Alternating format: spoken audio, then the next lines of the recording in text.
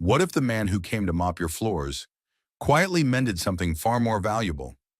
What if a single father, worn down by life but rich in kindness, walked into a corporate tower looking for a janitor job and unknowingly swept the dust off a woman's heart?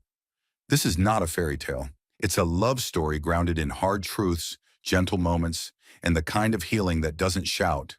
It simply shows up. And at the center of it all is a little girl with a crayon drawing, a woman who forgot how to smile, and a man who never stopped noticing the things that mattered. So if you believe in second chances, quiet heroes, and the magic of being seen for who you really are, stay with us. Before we begin, if these kinds of stories touch something in you, stories of love, kindness, and the power of ordinary people, please consider subscribing to the channel. It's completely free, and it helps us share more healing stories with people who might need them most. Now, let me tell you the story of the cleanest heart in the room. Struggling single dad showed up for a janitor job. The female CEO asked if he'd marry her instead. The cold came early that morning, thick and unforgiving, like an old debt finally called in. Wind swept across the city of Denver, hurling snow sideways and gnawing at every uncovered inch of skin. Luke Dawson wrapped his arms around his 6-year-old daughter, Lily, as they stepped off the bus near the towering glass building of Hailtech. Her tiny fingers clung to his collar, her cheeks red with wind, eyes wide beneath a wool hat 2 sizes too big. He adjusted the straps of her little backpack and whispered, "Almost there, sweetheart. Just a few more steps." The two trudged forward, past polished shoes and tailored coats that barely noticed them. Inside the building, warmth blasted from ceiling vents, and marble floors gleamed so clean Luke could see the reflection of his worn-out work boots. They looked out of place here, scuffed and salt-stained, like they'd walked through a dozen winters and barely survived. He guided Lily to the waiting area, a sleek lounge lined with abstract art and hushed conversations. A receptionist looked up briefly but said nothing as Luke sat down, pulling his daughter onto his lap. She curled into him instinctively, head against his chest. The scent of pine from the Christmas wreaths couldn't mask the underlying sterility of success. It wasn't their world, but they were trying. Luke reached into his coat pocket and pulled out a crumpled envelope. Inside was a copy of his resume. 2 pages, ink slightly smudged from sweat and hope. It had taken him 3 nights to write, not because of what to say, but how to make himself sound like more than just a man trying to keep the lights on. He used to build homes, good ones, then the accident, then the layoffs, then the silence that came after applications sent into the void. So when he saw the janitor position at Hailtech listed online, he took it as a sign. He didn't care if it was mopping floors or scrubbing sinks. What mattered was keeping Lily fed, clothed, and safe. "Are you nervous, Daddy?" Lily asked, her voice soft and sleepy. He looked into her eyes, so much like her mother's, though she barely remembered her. "Nope," he lied gently. "I've got my lucky girl with me. How could I not get the job?" She smiled, revealing the gap where her front tooth used to be. Luke kissed the top of her head just as the elevator pinged open across the lobby. From it stepped a woman in a winter white wool coat, her heels clicking softly against the floor. She had the kind of presence that made rooms hush a beat. Savannah Hale didn't dress for attention, but the world noticed anyway. Her expression was calm, unreadable, like the surface of a still lake hiding what storms lie beneath. She barely glanced at anyone, until her eyes landed on the only man in the room whose jacket had patches on the sleeves, and whose daughter clung to him like he was the last safe harbor in a storm. Luke didn't notice her at first. He was too busy drying Lily's hands with a cloth from his pocket. But Savannah noticed them. She paused, briefly. Something in her gaze softened. Nostalgia, maybe, or recognition of a different kind of strength. Then she turned and walked toward the reception desk. Luke caught her in his periphery and stood quickly, almost too quickly. His resume fluttered to the floor, and he bent to retrieve it just as Savannah turned. For one surreal second, they locked eyes. Hers were green-gray, intelligent, and sharper than they appeared at a distance. His were a shade of blue that looked tired, but not broken. Honest eyes. She nodded once, polite but distant. He gave a small smile. The kind you offer to someone you'll probably never see again. But fate has a strange sense of humor. The receptionist gestured toward him. Mr. Dawson, please go up to the 22nd floor. Ms. Hale will see you now. Luke blinked. Ms. Hale? He looked at Lily, then at the desk again. Yes, the CEO. She requested to do the interview personally.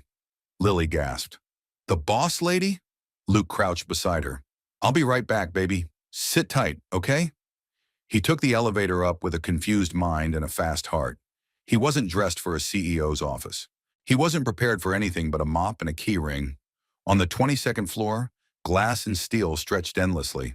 The view behind Savannah's desk revealed a city blanketed in white. She stood by the window, arms crossed, her coat now draped over a leather chair. She turned slowly as he entered. I like to meet everyone who might join my team, she said without preamble. Even the people who keep the lights on and the floors shining. Luke swallowed. I didn't expect, thank you for taking the time. She motioned for him to sit, then glanced at his resume. You built homes before? Yes, ma'am. And now you're applying to clean offices? Yes, ma'am. Why? He didn't flinch. Because it's honest work, and because I have a little girl who needs more than just love to get by. There was silence. The kind of silence that speaks. Savannah tapped a finger against her desk once, twice. Then she looked at him with something gentler than before. I admire that, she said. We'll be in touch. Luke nodded, stood, and walked to the door. Mr. Dawson, Savannah added just as he reached for the handle. Yes? Your daughter. She called me the boss lady? He smiled sheepishly. Kids say the darndest things. Savannah's lips curved. Not quite a smile, but the idea of one. I like her already. The snowstorm outside raged through the afternoon, but within the gleaming walls of Hailtech's headquarters, time seemed to move with a different rhythm. Precise, clinical, almost quiet. Luke had returned to the lobby, cheeks tinged red, his mind still reeling from the unexpected interview with the CEO herself. Lily, perched patiently on a lounge chair, lit up when she saw him. She ran to his side, mittens flapping, her backpack bouncing behind her. Did you get it? She asked in a whisper, as though the walls might listen. Luke smiled softly, resting a hand on her head. I'm not sure, baby girl, but the boss lady said she liked you. Lily beamed. Maybe she needs a princess on her team too. He chuckled and pulled her close. If only jobs were earned with sweetness alone, Lily would have been CEO years ago. Meanwhile, 22 floors above, Savannah Hale stood at her office window, watching the snow drift sideways past the city skyline. Her assistant, Danielle, entered quietly, a tablet in hand. I canceled the next 2 calls just like you asked, Danielle said. Anything else? Savannah hesitated.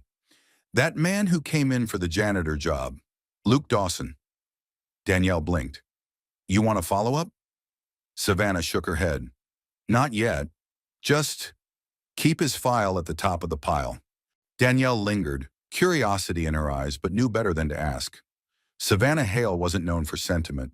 She was known for building a tech empire from scratch, surviving 2 hostile takeovers, and being the youngest female CEO to make Forbes twice before 40. But something in her voice had softened, and that, to those who knew her, was almost alarming. That evening in their modest apartment, Luke cooked dinner while Lily colored at the table. The scent of grilled cheese and tomato soup warmed the space more than the flickering radiator ever could.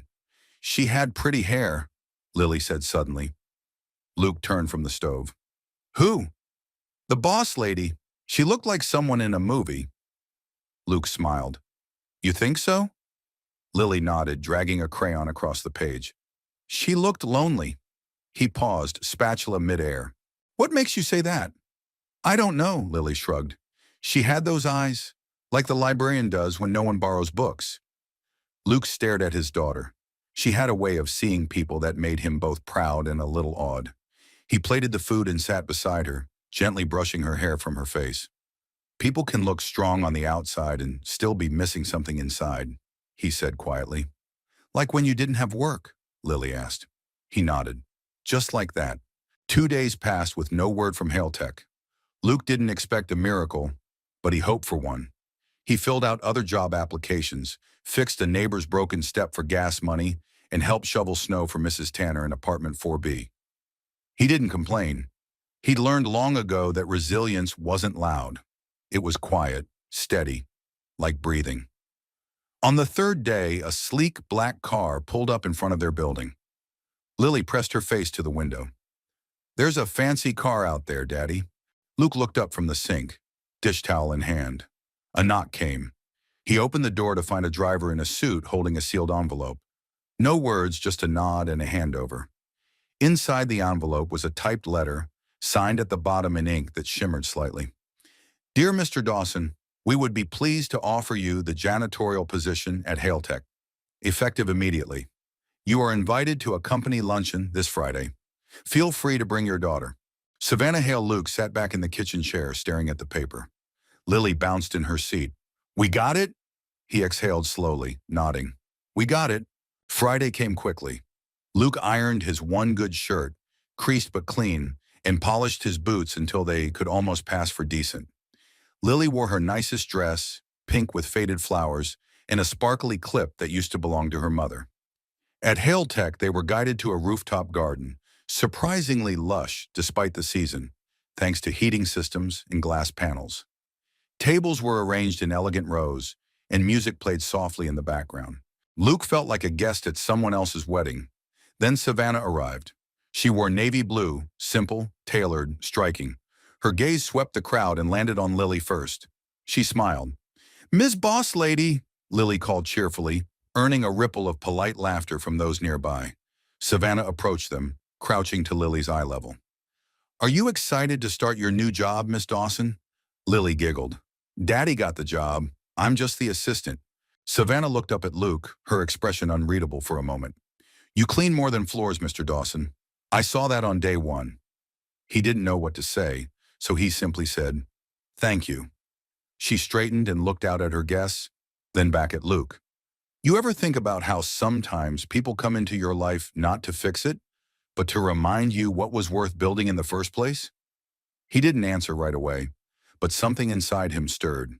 He had built things his whole life, houses, furniture, plans that never worked out. Maybe, just maybe, it was time to build something else. The Monday morning sky above Denver was still nursing the last bruises of the storm. Pale blue pressed against low-hanging clouds, and the city buzzed slowly back to life. But inside Haletech, everything gleamed as if the blizzard never happened. Luke Dawson arrived 20 minutes early. He wore the same uniform they had issued him.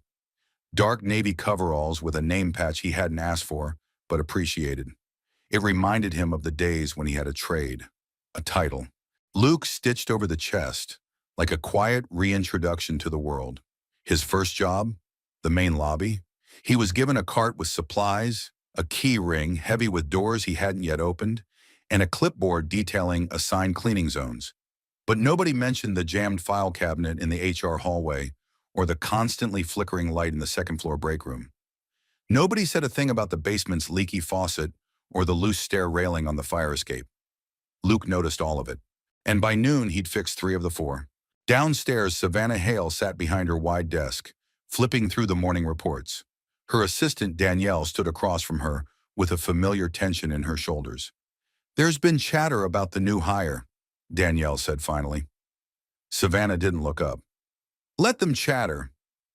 They say he repaired the water line near accounting before the facilities team even logged the ticket. Maintenance is unsure whether he's showing them up or doing them a favor." Savannah set her pen down and met Danielle's gaze. "He's not here to impress anyone. He's here to work, and clearly he's doing that well." Danielle shifted.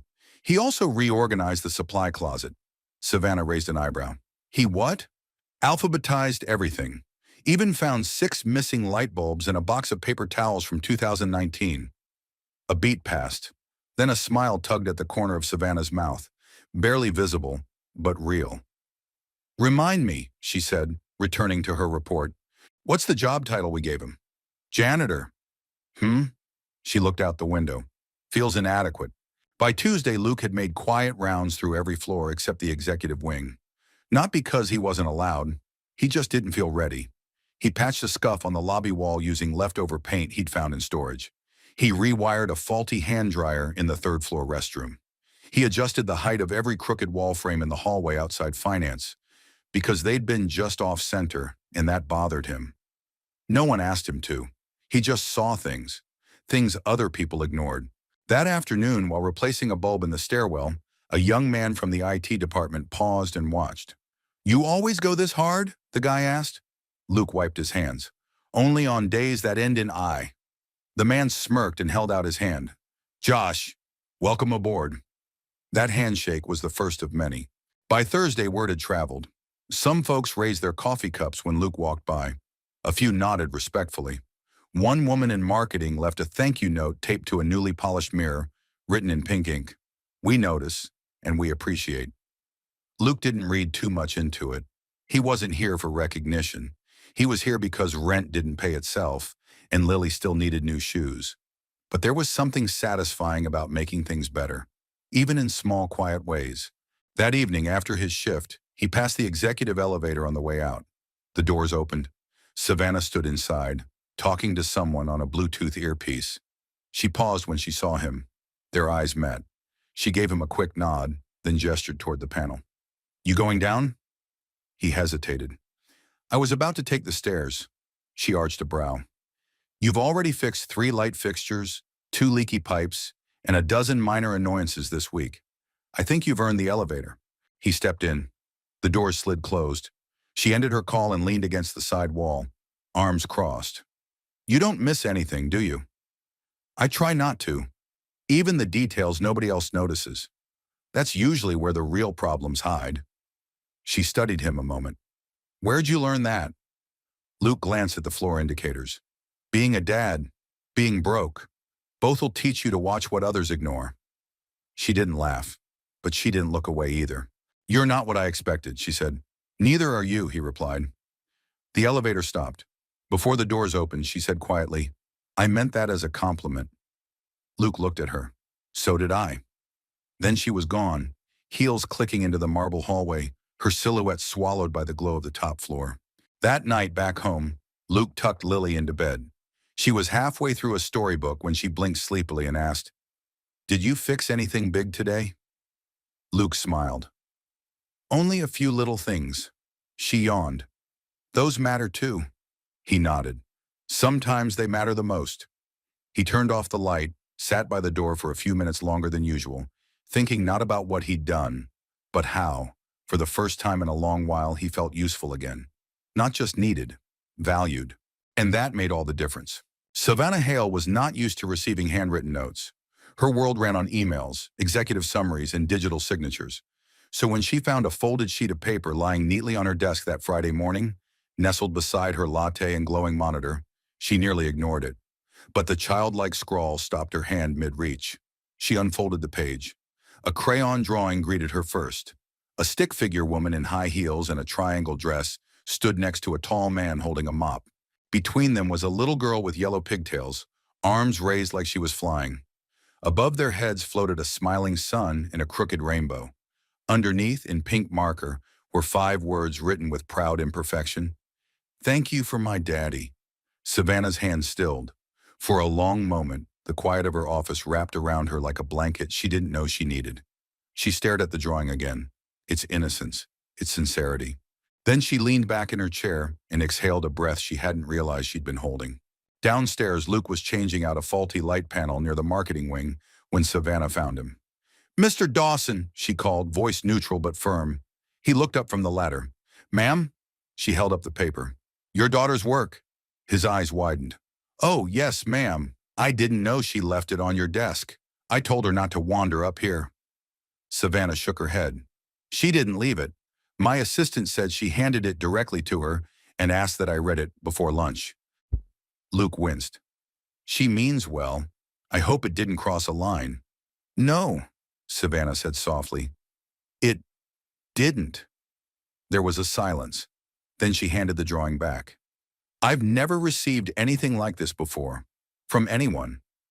Luke tucked the paper gently into his back pocket, his expression thoughtful. "She thinks you gave me a second chance." Savannah tilted her head. "And what do you think?"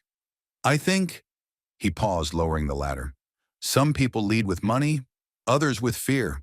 But you—" He hesitated, trying to find the right word. "You lead with grace, even when you don't say it out loud." Savannah's lips parted slightly, caught off guard by the sincerity in his voice.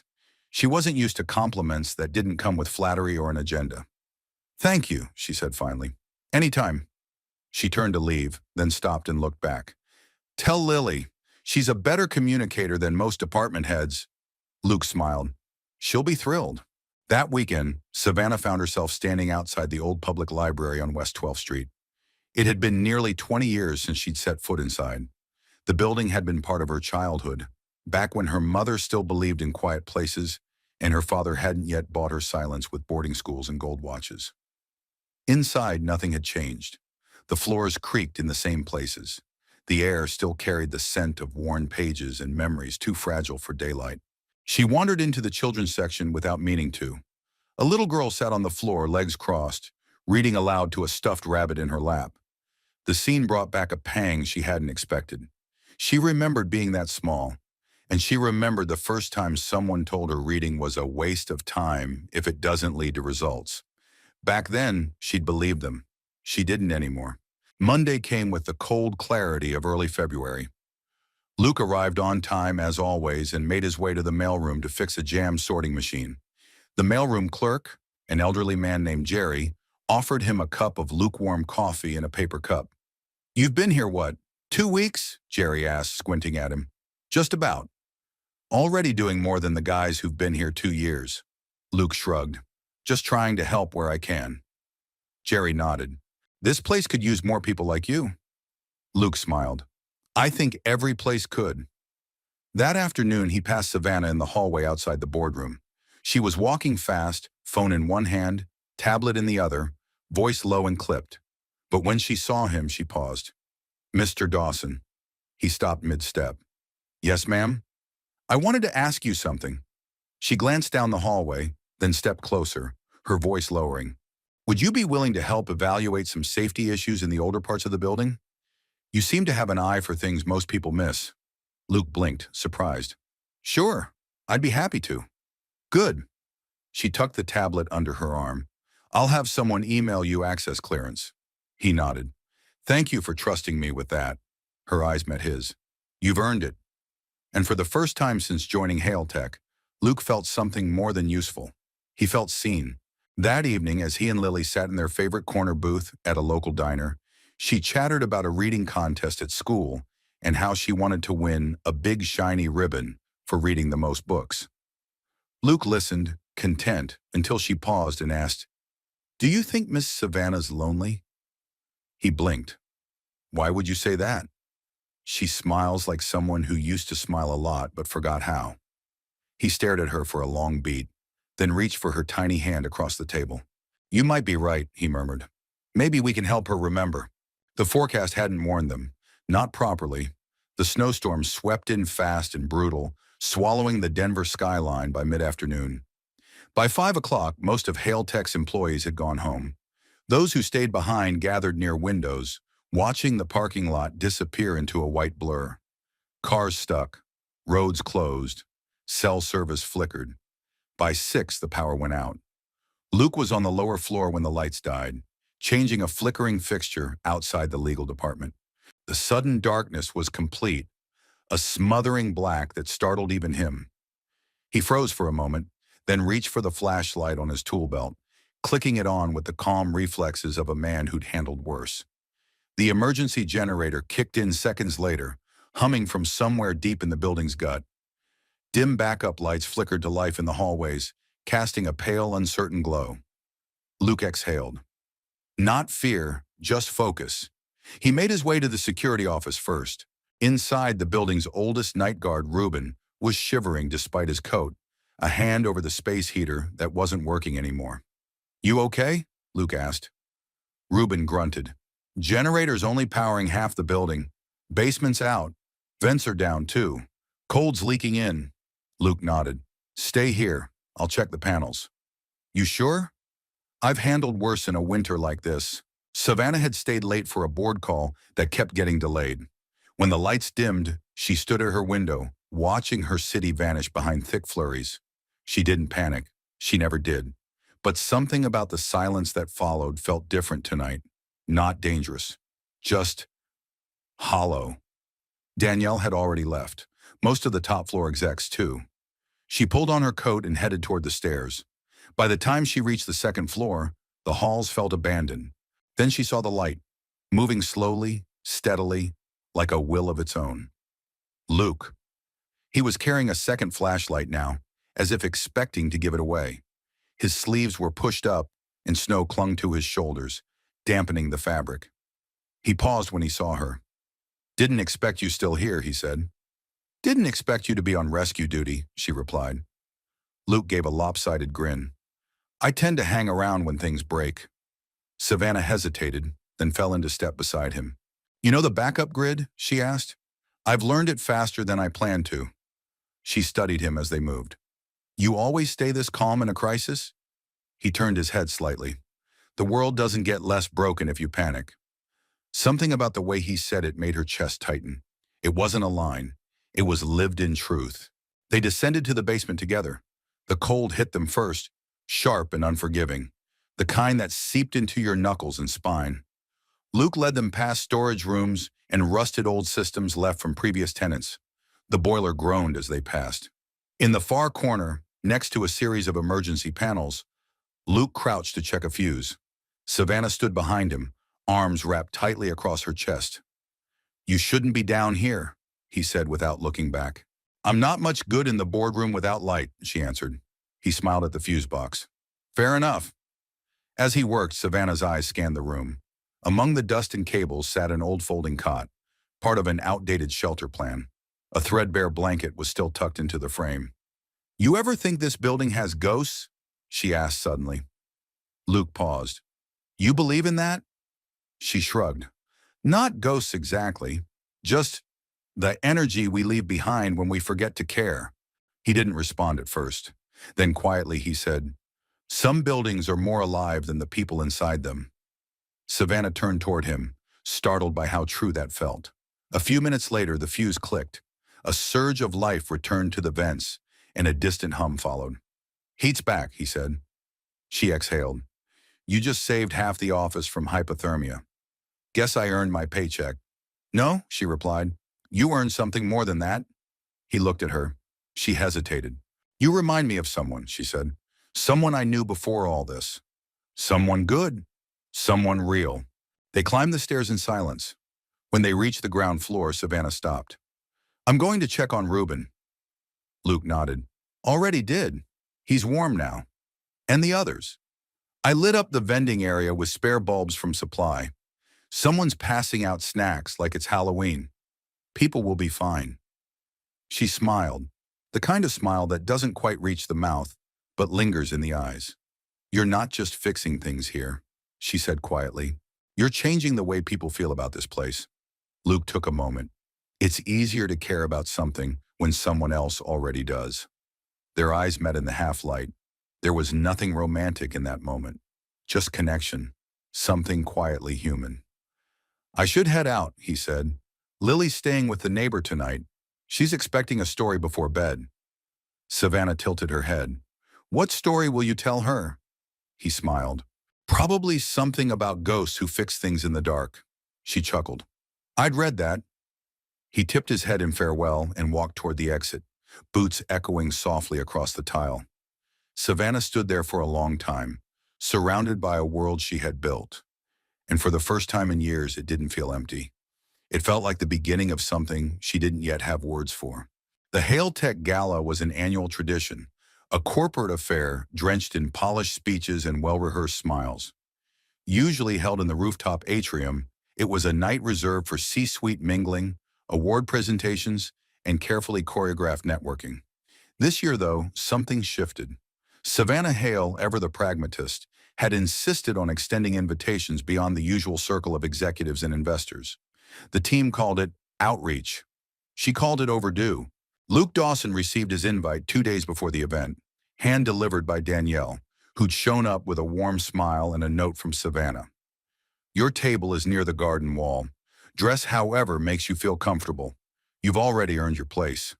He'd stared at the envelope long after she left. Lily, however, had no such pause. "We're going to a party," she squealed, spinning in a slow circle on their old carpet. "Do you think there will be cake? Or glitter? Or maybe balloons shaped like raccoons? Luke chuckled, ruffling her hair. Sweetheart, I'm not sure that's the vibe they're going for. Still, he ironed his one decent shirt again, creased but presentable, and found a pair of dark slacks he hadn't worn since the last job interview that led to nowhere. He borrowed a clip-on tie from a neighbor and shined his boots until they looked almost new. Lily wore her favorite dress, pink with worn flowers, and insisted on adding a sparkly headband. You look like royalty, he said as he fastened her coat. I feel like a superhero, she replied with a grin. The atrium shimmered. Lights hung from the glass ceiling in strings of gold, glowing like stars against the city's night skyline. Tables were draped in linen and candlelight. Jazz spilled from a live quartet in the corner, elegant and timeless. Luke paused at the threshold, one hand resting on Lily's shoulder. He felt out of place, like a carpenter who'd wandered into a ballroom by mistake. But Lily stepped forward without hesitation, her eyes wide with wonder. Daddy, this place is magic. He smiled despite himself. Maybe it is. A waiter greeted them, gesturing toward their table. Luke was halfway through scanning the room for familiar faces when Savannah appeared. She was dressed in navy silk, simple, understated, breathtaking. Her hair was swept back, and she wore no jewelry, only confidence. She walked toward them with quiet assurance, but her eyes softened when they met Lily's. You must be the artist, she said. Lily beamed. Are you the boss lady? Savannah nodded. Only part-time. Luke laughed, tension dissolving just a little. I'm glad you came, she said, now turning to him. It wouldn't feel right without you. Luke looked around. I'm not sure I fit the dress code. You fit the intention, she said gently. That stopped him. Dinner passed in a warm blur, conversations with people Luke had only known in passing, a few genuine laughs, even a compliment on his daughter's drawing from a man in IT who asked for a copy. Savannah watched from a distance for a while. There was something grounding about seeing Luke in this space, not adjusting fixtures or clearing supplies, but just present, at ease. Halfway through the evening, the lights dimmed slightly. The quartet began a slow, lilting tune. People began to rise, drifting toward the open center floor. Lily tugged Luke's sleeve. Dance with me, Daddy. He hesitated, looking at his boots. Are you sure? She nodded, already pulling him. They moved to the edge of the floor. Luke clumsily took her hands and she giggled as they swayed, her feet on top of his boots, her laughter bubbling like a spring. Around them, polished shoes spun in graceful arcs. Luke, in his too big jacket and tired posture, looked wildly out of place, until Savannah stepped forward. She reached out a hand. May I? Lily blinked. With Daddy? Savannah smiled. Only if he agrees. Luke looked from his daughter to Savannah, then back again, and something in Lily's eyes, the hope, the delight, answered for him. He took Savannah's hand. They moved slowly, tentatively at first. Luke had never danced in a suit. Savannah hadn't danced with anyone without expectations for years. Her hand found his shoulder. His found the curve of her waist. They moved in unison, unpracticed but steady, like two people rediscovering how connection feels. Around them, the room faded. I didn't think you'd say yes, she murmured. I didn't think you'd ask, she smiled. I've surprised myself lately, he nodded. I've noticed. There was silence, comfortable and rare. Then she said, You don't talk about her much. He knew who she meant. My wife passed when Lily was 4, he said quietly. Car accident. She was good, solid. The kind of woman who folded towels perfectly and laughed at her own jokes. I'm sorry, Savannah said. So am I. Every day. But Lily, he looked toward the edge of the floor where his daughter now spun in slow circles, arms out. She saved me. Savannah followed his gaze. And maybe now you're saving her back. He looked into her eyes then. Really looked. You don't have to lead everything alone, you know. Savannah didn't reply, but her fingers tightened slightly in his. The song ended. They parted slowly, neither in a rush. Thank you, Savannah said. For what? For dancing with a woman who forgot how to be asked. Luke offered a half smile. Thank you for reminding a man who forgot what it meant to be seen. As he returned to his table, Lily ran up and hugged him tight. You looked happy, she whispered. I was, he said, and for once he meant it with every cell in his body.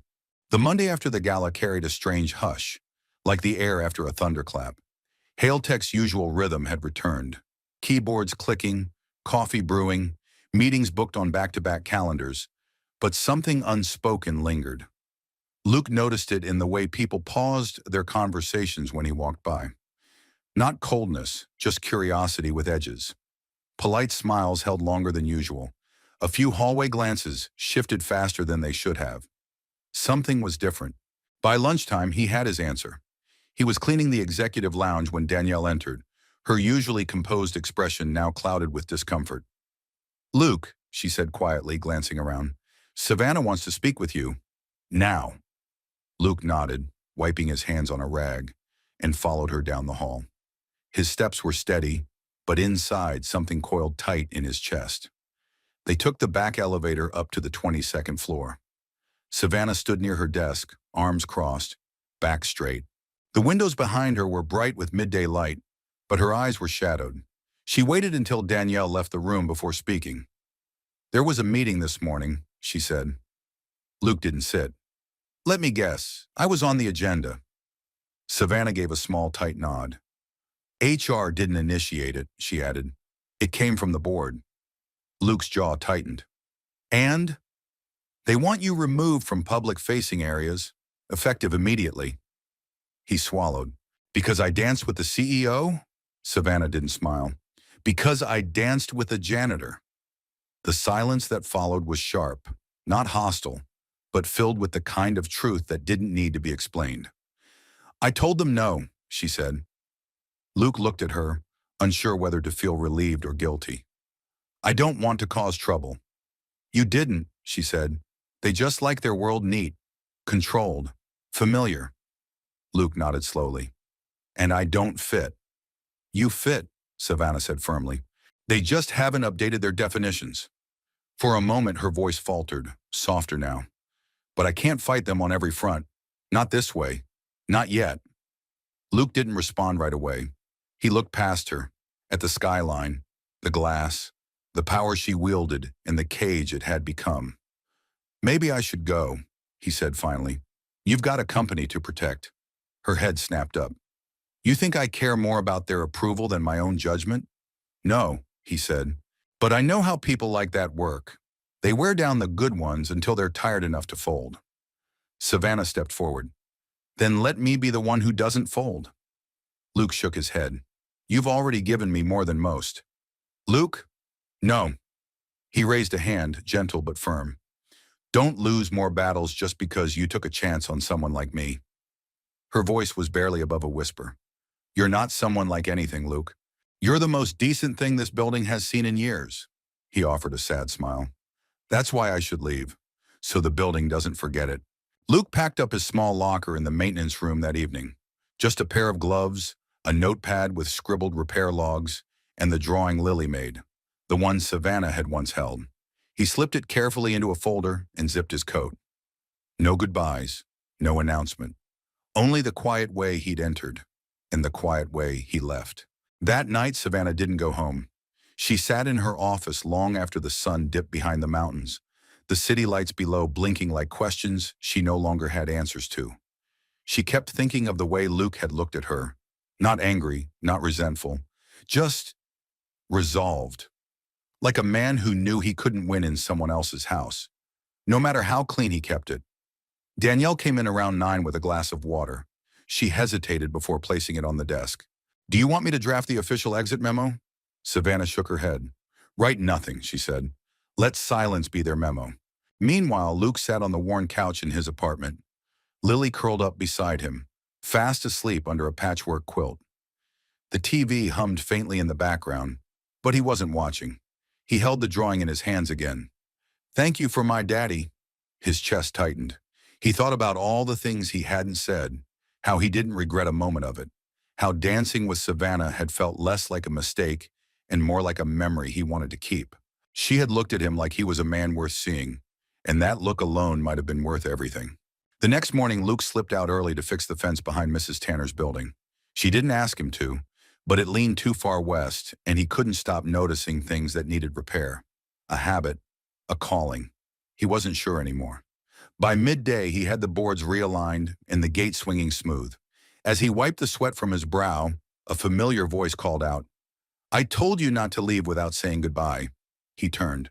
Savannah stood at the sidewalk's edge, her heels clicking softly against the frosted concrete. Luke straightened. "I didn't want to make it harder." "You didn't," she said. "You just made it emptier." They stood in silence for a long beat. Finally, she reached into her coat and pulled out a folded slip of paper. "What's that?" "A list," she said, "of all the things wrong with the building you never had the chance to fix." He arched a brow. She stepped closer. "And at the bottom I added one more." He unfolded it. It read, "This company stopped feeling like mine the day you walked out the door." Luke stared at it, heart thudding in his chest. Then she added softly, "And I'm not ready to give it up." Savannah Hale wasn't used to showing up on people's doorsteps. Her life was lived in elevators and boardrooms, chauffeured town cars and conference lounges, always arriving, never simply showing up. But that afternoon, standing outside Luke Dawson's apartment building, she felt strangely human. She clutched the envelope tighter in her coat pocket. It wasn't an apology. She wasn't sure what it was exactly, but it had felt important to write, necessary even, as if she couldn't keep going until she'd delivered it. She pressed the buzzer for apartment 3C. A child's voice answered. "Hello." "Hi, Lily, it's Savannah. Is your dad home?" A pause, then, "Just a second." The door buzzed open. Savannah smiled, heart unsteady. Inside, the apartment was warm but humble, well kept but lived in. Savannah noticed the details immediately. A coat rack built from reclaimed wood, a wall shelf filled with secondhand books, a framed drawing of a house with 3 stick figures, taped carefully above the couch. Luke stood in the kitchen, drying his hands on a dish towel. He looked surprised, but not displeased. "Didn't expect to see you today." "I figured," Savannah said, stepping in, removing her gloves. "But I had something I wanted to say in person." Lily, perched at the table with a half-finished peanut butter sandwich, waved. "Hi, boss lady." Savannah laughed. "Hi, artist." Luke gestured toward the living room. "Can I get you some tea or something warm?" "I'm fine, thank you." She took a seat on the couch, smoothing her skirt. "Actually, I was hoping for something simpler. A few minutes of honesty." Luke sat across from her, elbows resting on his knees. "You've always had that." She hesitated. Then she pulled the envelope from her coat and handed it to him. He opened it slowly. Inside was a single sheet of paper, typed but signed in Savannah's hand. "Luke, there's a difference between giving someone a job and giving them a reason to stay. You gave me the second one. You reminded me what it felt like to care about more than just profit margins and public image. If you're willing, I'd like to offer you something else. Not just your position back, but a new one. One where your instincts and integrity won't be wasted. A role that matters. I can't change how they see the world overnight, but I can start with how I run mine. Let me know if you'll consider it." Savannah Luke read it twice, then once more. He looked up, eyes steady. "Why me?" She leaned back. "Because the building felt colder after you left. Because people smiled less. Because I did." He held the letter for a long moment, then folded it neatly. "Lily," he called gently, "can you give us a moment?" Lily nodded and skipped to her room, trailing bits of bread crust behind her. When the door shut, Luke looked back at Savannah. "I never wanted anything more than to work hard and be decent," he said. "But that place, it gave me purpose. Like I was fixing more than just light bulbs." Savannah's voice softened. "You were. But if I come back," he continued, "it has to be for the right reasons. Not just because it makes the company look generous. Not because I'm a charity case." Her eyes didn't waver. "It'll be because I trust your judgment more than most of my managers, and because I'm tired of buildings full of people who only care about their titles." Luke smiled faintly. "I've never had one of those." "You will," she said, "if you want it." That night, Savannah stayed for dinner. Nothing fancy, just baked macaroni and green beans from a can. But it was warm and honest and filled with Lily's laughter as she told jokes that barely made sense, but still made them all smile. At one point, Savannah found herself helping wash dishes, her sleeves rolled up, suds clinging to her watch. Luke stood beside her, drying plates, their movements in quiet rhythm. You've never looked so not CEO, he teased. She smirked. Don't tell the shareholders. When the dishes were done, they returned to the living room, and Lily curled up in Savannah's lap as if it were the most natural thing in the world. Can we keep her? Lily whispered to her dad. Luke chuckled. We'll see, kiddo. Savannah looked down, smiling softly. That's the nicest offer I've had all year. Later, as she stood by the door, coat in hand, Luke walked her out. The hallway light buzzed overhead, casting their shadows long against the wall. Whatever happens next, Luke said, thank you for coming here, for saying what you said. Savannah looked up at him. You deserve a life that doesn't feel borrowed, Luke, and I'd like to be part of helping you build that, if you'll let me. He nodded slowly. You already are. The following Friday, the atmosphere at Hailtech felt different, not because the policies had changed or because the board had grown softer overnight, but because one man was walking the halls again. Luke Dawson was back, not with a mop or a rolling cart, but with a clipboard and a badge that now read, Facilities Supervisor. A small title, but honest, real, and earned. He spent the morning inspecting stairwells and testing alarms. He took calls from 3 different departments about minor repairs and offered solutions before they finished describing the problems. He even found time to fix a jammed office window that had stuck shut for months. But by noon, he found himself in a hallway he hadn't visited since that first week, the executive wing. He paused outside Savannah's office. The door was open. She sat behind her desk, sleeves rolled, glasses perched low on her nose, eyes focused on a budget sheet that clearly bored her to tears. When she looked up and saw him, the change in her expression was so subtle only someone like Luke would catch it. He knocked on the doorframe anyway, just to be polite. Room for a supervisor? Always, she said, setting the papers aside. Luke stepped in. They're using the 3rd floor conference room for some kind of leadership training. HR forgot to book the HVAC team in advance. You might hear some complaints. She smiled. You're still fixing things before they break. He shrugged. Easier that way. There was a pause. Then she stood and walked to a nearby shelf, retrieving a small rectangular box wrapped in brown paper and tied with twine. I have something for you. Luke looked wary. Did I forget a birthday? She handed it to him. Open it. Inside was a folded cloth, soft, clean, and pale blue. A handkerchief. Embroidered in the corner, in elegant thread, was a tiny drawing of a broom and a hammer crossed like emblems. Below it, start where it's broken. Stay until it's better. Luke blinked, moved in a way he couldn't quite describe. My mother used to say that, Savannah explained, before life got too complicated for small things like handkerchiefs and mottos. Luke ran a thumb over the stitching. It's beautiful. It's yours. Sorry, he folded it carefully and tucked it into his pocket like something sacred. That evening, Savannah sent out a company-wide memo. No press release, no social media post, just an internal message. Brief, purposeful, and written with rare candor. Dear team, today we welcome back someone whose quiet work has kept our building and our culture stronger than many realize. Luke Dawson reminds us that integrity is not a title, and leadership does not always wear a suit. Please join me in officially welcoming him as our facilities supervisor. More importantly, take a moment to notice what he notices, things others miss because they matter quietly.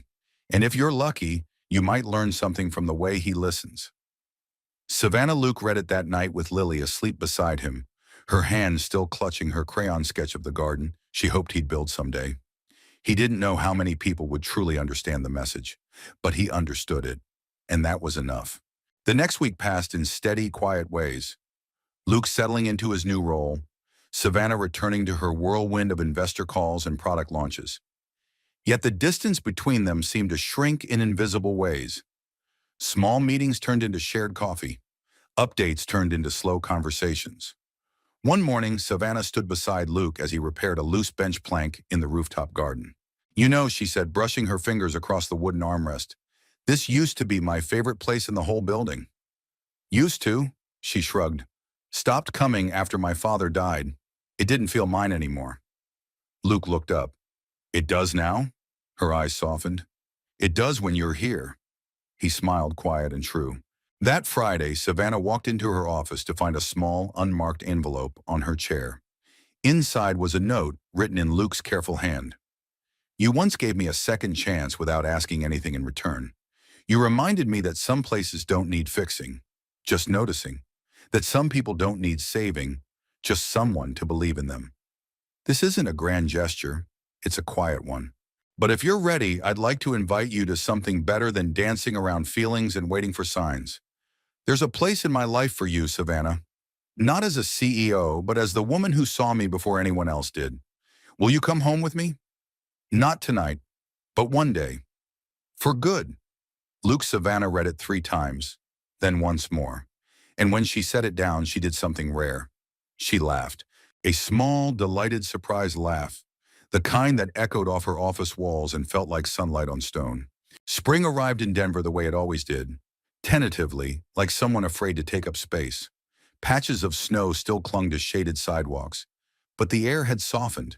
You could smell the change in it. Loam, damp leaves, fresh starts. Luke Dawson stood in what used to be a storage room on the ground floor of Hailtech, now hollowed out, cleared, and humming with the sound of a new beginning. He wiped his hands on a rag and stepped back to admire the transformation. Gone were the rusted shelves and cracked floor tiles. In their place, a row of sturdy workbenches, neatly hung tools, a wide table at the center covered in blueprints and sketches. Against one wall, a whiteboard titled Community Fix-It Initiative stood half-filled with names and project ideas.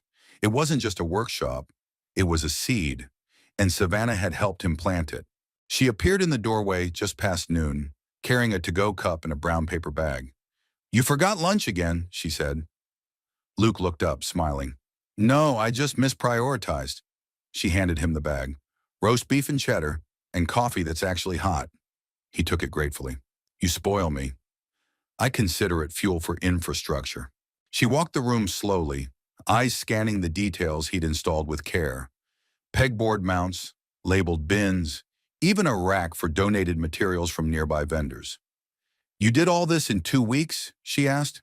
I had help, 2 interns from maintenance, a retired contractor I met at the diner, and Lily, when she's not building a fort under the saw table. Savannah chuckled. Naturally. Luke sat on the edge of the center table, unwrapping his sandwich. Savannah leaned beside him, her voice quieter now. You know this is more than a project, right? He looked at her. You've created a space where people feel useful again, she continued, where dignity gets dusted off. Luke nodded. It's amazing what folks will fix when someone finally trusts them to. She turned toward him, searching his expression. Do you ever think about what you're building, Luke? Beyond the shelves and screws? He didn't answer right away. Then slowly, I think about how this place felt before, and how it feels now. She let that linger, then said almost hesitantly, I've been thinking about starting over. Luke's brow furrowed. What do you mean? Moving headquarters, downsizing, leaving the glass tower behind. He blinked. You're serious? She nodded. I'm tired of looking down on people. I want to build something where we look beside them. Luke leaned back. That's bold. You think I can't do bold? I think you've been bold since the day you hired a janitor without asking anyone's permission. Their eyes met, and something unspoken passed between them, clearer than words, steadier than logic. Trust, belief, something deep enough to hold the shape of hope. Later that week, they hosted the first official meeting of the Community Fix-It Initiative. The room buzzed with life, retirees, young apprentices, single parents, and volunteers of all stripes. A young mother brought in a broken stroller. A high schooler asked about restoring a rusted bike. An elderly woman requested help with her back porch steps. Luke watched it all unfold from the back, clipboard in hand, heart full.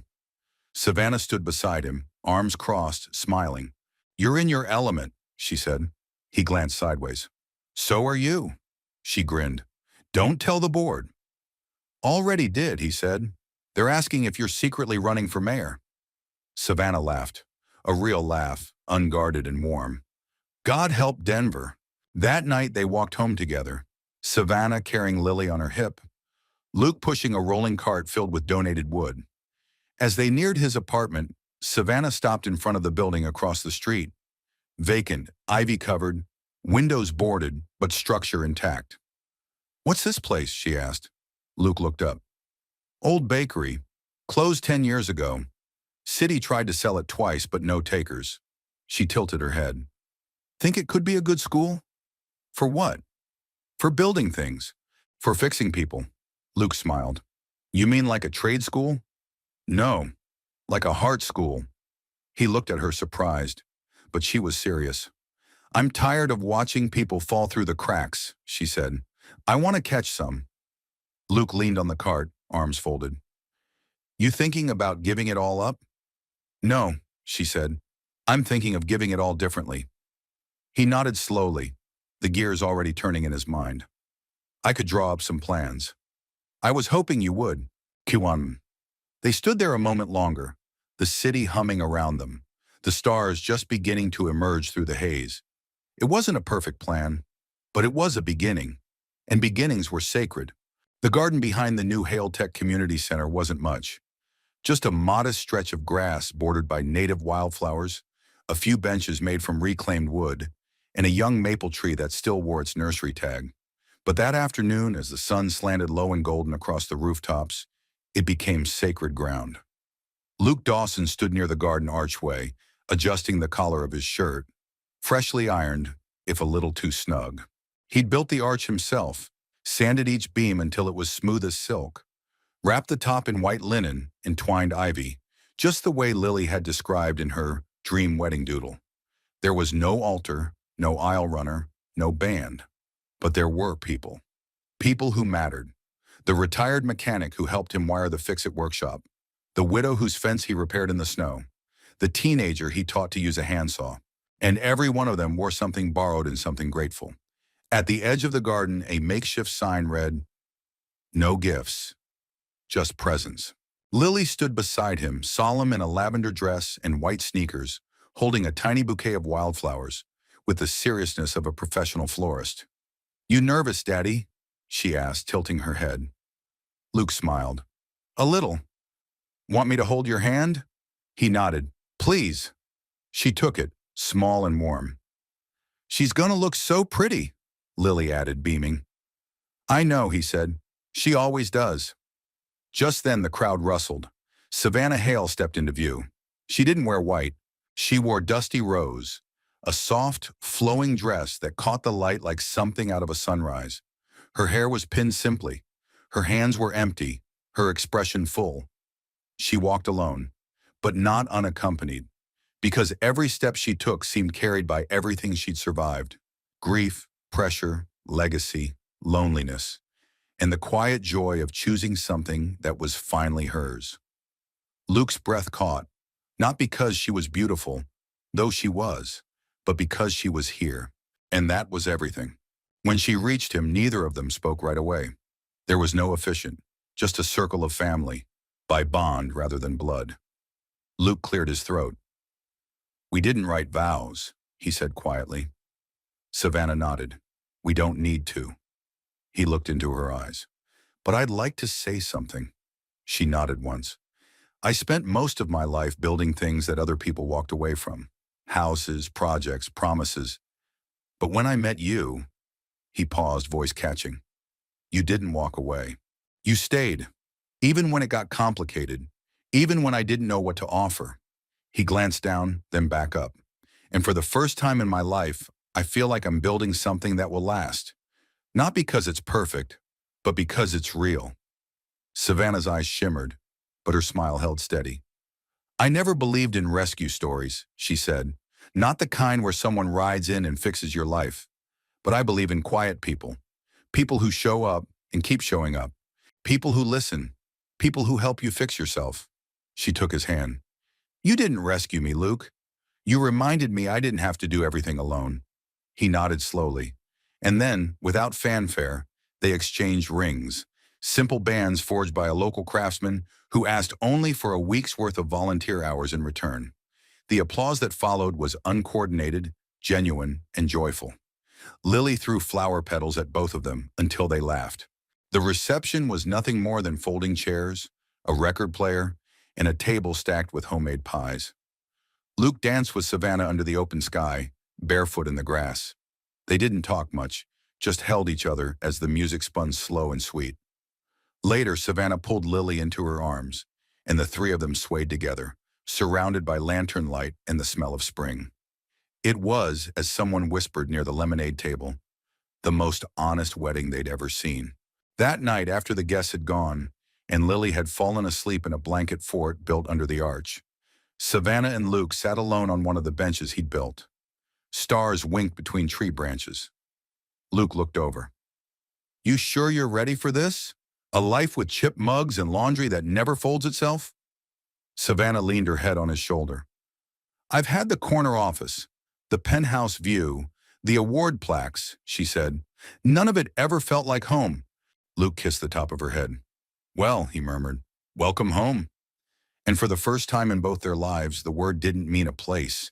It meant a person. 1 year later, the sun rose gently over the west side of Denver, spilling gold across the New Hale Community Center, once an empty bakery, now alive with voices, tools, and the steady rhythm of second chances. Inside, the morning light filtered through tall windows and spilled onto workbenches where teens learned to carve. Veterans rewired old radios, and mothers mended furniture they'd once thought unsalvageable. There were no titles here, only purpose. And Luke Dawson moved through it like a man who had always belonged, not directing with a clipboard, but guiding with a kind of invisible compass. He adjusted a student's grip on a drill. He sanded the edge of a bookshelf for a woman making her first piece. He paused to refill the coffee pot before anyone had to ask. He noticed things. That had always been his gift. Savannah stood near the back of the room, a notepad in hand and a lopsided pencil behind her ear. She wasn't there as a CEO today, or even a guest. She was just part of it. She watched Luke laugh with a young man he'd mentored, watched Lily, now 7, leading a group of kids in a birdhouse building contest that somehow also involved glitter and marshmallows. It felt messy, loud, alive. Exactly what she had wanted. Exactly what she never knew she needed. Later that day, Luke was invited to speak at a small business symposium hosted by the city, an event filled with polished presenters and carefully rehearsed pitches. His name on the roster had surprised everyone. He stood on a modest stage in a quiet auditorium, wearing his best flannel shirt and the same boots he'd repaired twice. No slideshow, no statistics, just a heart full of something real. He looked out over the crowd and said simply, "I used to think fixing things meant putting them back the way they were. Now I know it means helping them become what they were always meant to be." He told the story of the building that made him feel invisible and the woman who made him feel seen. He spoke of broken rails, forgotten corners, and the kind of quiet work that never made headlines but changed lives all the same. He finished with this: "Sometimes all a person needs is to be trusted with something that matters, and someone who sees what they're worth before the world does." The room stood in applause, not because he spoke like a leader, but because he spoke like one of them. That evening back at home, Luke and Savannah sat on their small porch, warm mugs in hand, the scent of spring in the air. Across the street, the lights from the center glowed soft and steady. Inside, volunteers swept the floor. Laughter echoed off painted brick, and Lily was helping hang a new sign near the entrance. It read, "You belong here." Savannah glanced sideways. "Do you ever miss it? The quiet?" Luke smiled. "Not even a little." She leaned her head against his shoulder. "Good, because I don't either." They sat there as the world softened around them, not rushing, not waiting, content, whole. Before bed, Luke tucked Lily in and sat beside her a while.